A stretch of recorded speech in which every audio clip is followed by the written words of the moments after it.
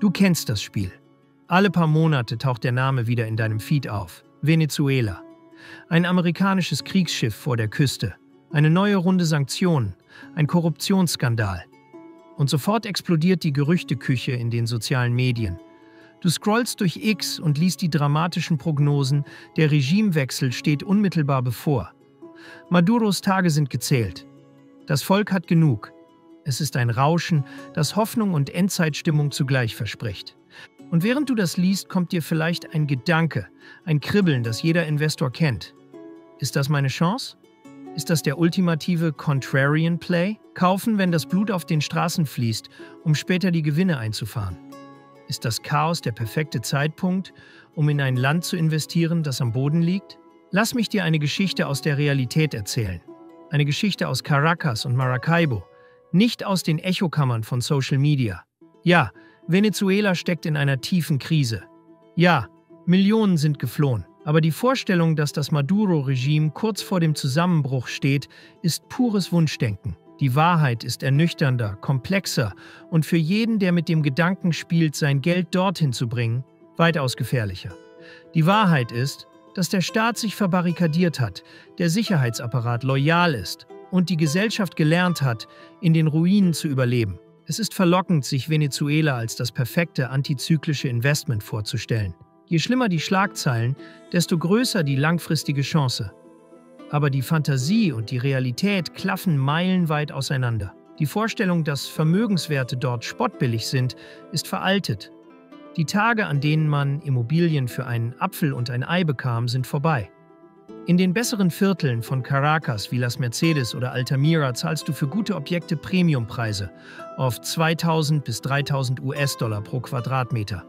Und das in bar. Kredite? Gibt es praktisch nicht. Die Banken sind durch extreme Mindestreserveanforderungen erdrosselt. Die Zinsen liegen bei 60%. Niemand nimmt eine Hypothek auf. Deals wurden mit Koffern voller US-Dollar abgewickelt. Das bedeutet, der einfache Hebel eines sich erholenden Kreditmarktes existiert nicht. Du zahlst also Preise wie in Miami, aber du bekommst nicht die Dienstleistungen von Miami. Stromausfälle, Wasserknappheit und ein marodes Verkehrssystem sind der Alltag, selbst in den reichen Vierteln. Über allem schwebt das Damoklesschwert des politischen Risikos. Ohne Rechtsstaatlichkeit und Eigentumssicherheit drohen dir willkürliche Steuern, regulatorische Schikanen oder die schlichte Enteignung. Das ist nicht das Rezept für schnelles Geld. Das ist ein Minenfeld. Viele internationale Investoren stellen die Frage, könnte Caracas das nächste Medellin werden? Es ist ein verführerischer Vergleich. Medellin in den 90er Jahren war ein Synonym für Gewalt, Drogenkartelle und den totalen Kollaps. Heute ist es eine der innovativsten und lebenswertesten Städte Lateinamerikas, ein Magnet für digitale Nomaden und Investoren. Aber die Parallelen sind oberflächlich. Kolumbiens Wandel basierte auf einem starken Zentralstaat, massiver US-Unterstützung durch den Plan Colombia und einer schrittweisen Stärkung der demokratischen Institutionen. Venezuela hat das genaue Gegenteil. Ausgehöhlte Institutionen, ein Militär, das vom System gekapert wurde, und ein Regime, das von Informalität und Unterdrückung lebt. Unsere Quellen vor Ort in Caracas sind da unmissverständlich. Das hier ist nicht Medellin in den 90er Jahren. Das ist Venezuela im Jahr 2025.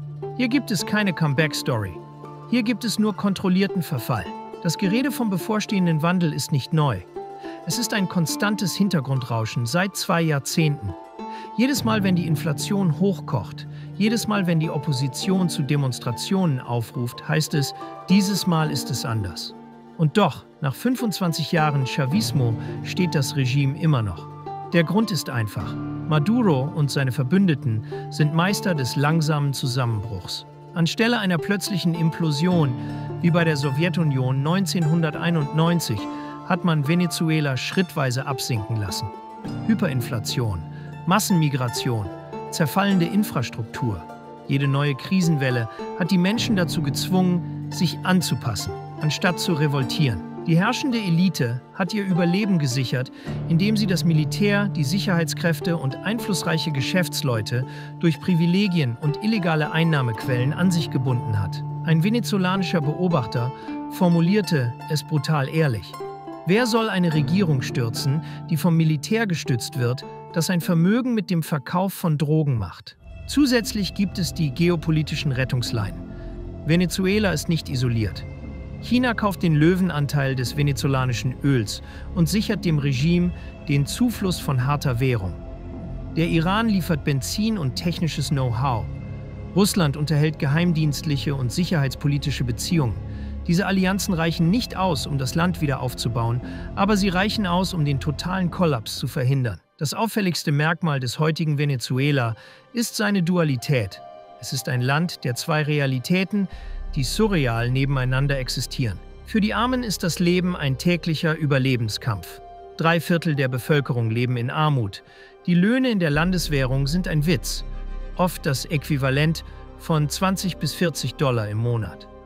In den Barrios wie Petare, einem der größten Slums Lateinamerikas, hängen die Familien am Tropf der Überweisungen von Verwandten im Ausland. Die mehr als 7,7 Millionen Venezolaner, die das Land verlassen haben, schicken Milliarden zurück.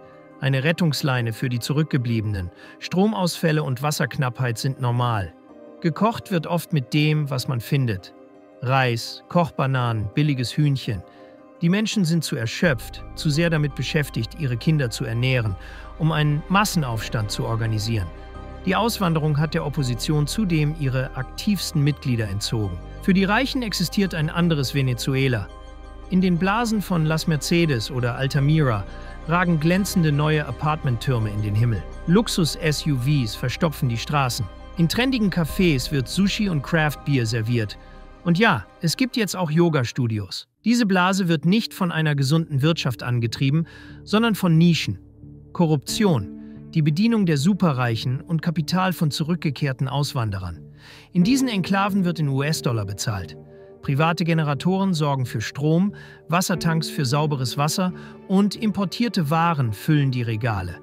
Es ist ein surreales Bild. Während die Mehrheit um das Nötigste kämpft, postet eine Elite Instagram-Stories aus der neuen Sushi-Bar. Diese Koexistenz von Überlebenskampf und privilegierten Blasen ist genau der Grund, warum das System weiterläuft. Genug Menschen überleben, genug Eliten profitieren und genug Außenstehende spekulieren über eine angebliche Stabilisierung, um das System am Stolpern zu halten. Für einen echten Regimewechsel müssten mehrere Bedingungen erfüllt sein. Eine Massenmobilisierung, die über den reinen Überlebenskampf hinausgeht. Ein Bruch innerhalb der Elite, insbesondere des Militärs, und eine geänderte Strategie der externen Akteure. Nichts davon ist in Sicht. Die Armen sind erschöpft, die Eliten sind eingekauft und die Welt hat sich mit dem Status quo arrangiert. Wenn du also nach echten Chancen in Lateinamerika suchst, schau woanders hin. Kolumbien, trotz seiner Herausforderungen.